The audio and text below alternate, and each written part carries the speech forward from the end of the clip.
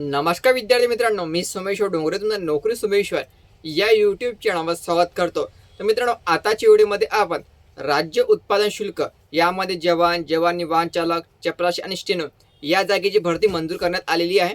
Total 1213 जागा यामध्ये असणार आहे. तर आता आपण पाहणार या सर्व पदांची नियुक्ती कशा प्रकारे होते, याचा सिलेबस काय राहणार आहे. तर हेच जाणून घेण्यासाठी तुम्ही हा व्हिडिओ शेवटपर्यंत पाहायचा आणि चॅनलवर नवीन असेल चॅनलला सबस्क्राईब करा. नोकरीविषयीची प्रत्येक अपडेट तुम्हाला आपल्या यूट्यूब चॅनल मिळत राहील. तर 2026 मध्ये एकूण 17,000 जागा ज्या हे जाहीर करण्यात आलेल्या आहे, त्यामध्ये त्यापैकी राज्य उत्पादन शुल्क म्हणजे दारूबंदी विभाग यामध्ये पण 1213 जागा जाहीर करण्यात आलेल्या आहे आणि जी भरती मित्रांनो 100% यावर्षी येणारच आहे.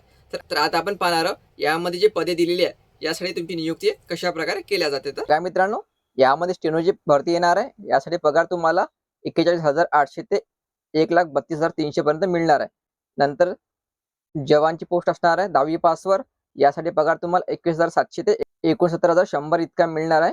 जवानी वाहन चालकला पण पगार तेवढाच आहे आणि चपराशी ही 10वी पासवर पोस्ट आहे. यासाठी पगार तुम्हाला 15,000 ते 47,600 इतका दिला जाणार आहे. ठीक आहे. आणि वयोमर्यादा हे 18 ते 40 असते ओपन कॅटेगरीला आणि मागासवर्गीयांना 5 वर्ष अधिक. या ठिकाणी पदानुसार पात्रता दिलेली हे तुम्ही व्यवस्थित पाहून घ्या. जवानी वाहन चालकला 7वी पासून मागितले जाते आणि पण तुम्हाला या ठिकाणी हलके वाहन चालवण्याचा परवाना मागितला जातो. तर या ठिकाणी बघा मित्रांनो, शारीरिक क्षमता चाचणी म्हणजे या ठिकाणी तुमची उंची मागितली जाते. फक्त जवानची जी पोस्ट आहे चालक आणि जवान यासाठी उंची असते पुरुषाला 165 सेंटीमीटर, महिलाला 160 सेंटीमीटर आणि पुरुषाला चेस्ट मागितलेली आहे न फुगवता 79 आणि 5 सेंटीमीटर तुम्हाला फुगवता येणे गरजेचं आहे. पुरुषाला वजनाची गरज नाही आहे. महिलाचं कमीत कमी 50 किलो वजन असणे गरजेचं आहे. ठीक आहे. तर या ठिकाणी सिलेबस बघा मित्रांनो, अगोदर स्टेनो, लघु टंकलेखक आणि जवान याचा सिलेबस दिलेला आहे. बुद्धिमत्ता चाचणी, सामान्य ज्ञान, मराठी आणि इंग्रजी हे 4 विषय तुम्हाला या ठिकाणी राहणार आहे. तर यामध्ये तुम्हाला 30-30 मार्कचा पेपर असणार आहे. ठीक आहे. सर्व विषयाला 30-30 मार्क दिले जाणार आहे. पेपर मराठी आणि इंग्रजी लँग्वेजमध्ये होतो आणि वेळ असणार आहे 1.5 तासाचा आणि प्रश्न तुमचे वस्तुनिष्ठ स्वरूपाचे असणार आहे. नंतर असणार आहे जवानी वाहन चालक. याचा पण 120 मार्कचा पेपर असणार आहे. यामध्ये बुद्धिमत्ता, सामान्य ज्ञान, मराठी, इंग्रजी विषय असणार आहे आणि प्रत्येक विषयावर 30-30 मार्क या ठिकाणी राहणार आहे आणि पेपर तुमचा वस्तुनिष्ठ स्वरूपाचा असणार आहे. नंतर आहे मित्रांनो चपराशीमध्ये या ठिकाणी तुम्हाला बुद्धिमत्ता चाचणी, जीके, मराठी आणि इंग्रजी असणार आहे आणि याचा पेपर जो चपराशीचा 200 मार्कचा असतो, 200 गुण असतो आणि वेळ असतो 2 तासाचा.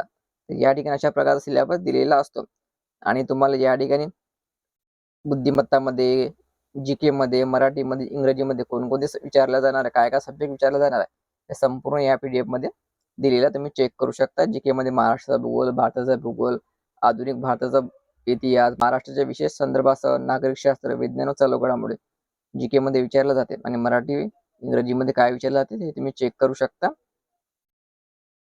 आता बघा परीक्षा टप्पे कशा प्रकारचे राहतात. तर जवान याची जी लेखी परीक्षा होते 120 मार्काची आणि तुमची शारीरिक चाचणी घेतली जाते 80 मार्कची. लक्षात ठेवायचं, जवानसाठी शारीरिक चाचणी होणार आहे 80 मार्कची आणि जवानी वाहन चालक बघा 120 मार्कची लेखी परीक्षा होणार आहे आणि शारीरिक चाचणी होणार आहे 80 मार्कची आणि तुमची हलके मोटर वाहन चालवणे, जल मोटर वाहन चालवणे याची टेस्ट पण घेतल्या जाणार आहे.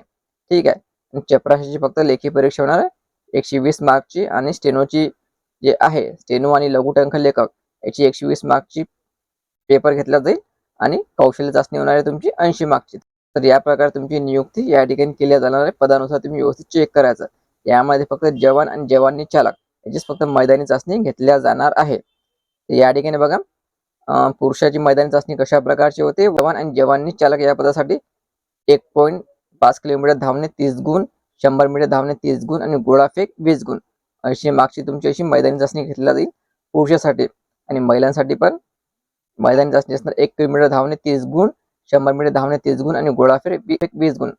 ठीक आहे. हे महिलांची मैदानी चाचणी अशा प्रकारची होते. आणि मित्रांनो या ठिकाणी सर्वात महत्वाचं आहे, यामध्ये तुम्हाला निगेटिव्ह मार्किंग राहणार. लक्षात ठेवायचं, यामध्ये तुम्हाला निगेटिव्ह मार्किंग राहणार आहे. ठीक आहे. हे लक्षात ठेवायचं, हे खूप महत्वाचं आहे. या ठिकाणी निगेटिव्ह मार्किंग तुम्हाला राहणार आहे. एका 4 प्रमाणे तुमची निगेटिव्ह मार्किंग या ठिकाणी दिल्या जाणार आहे.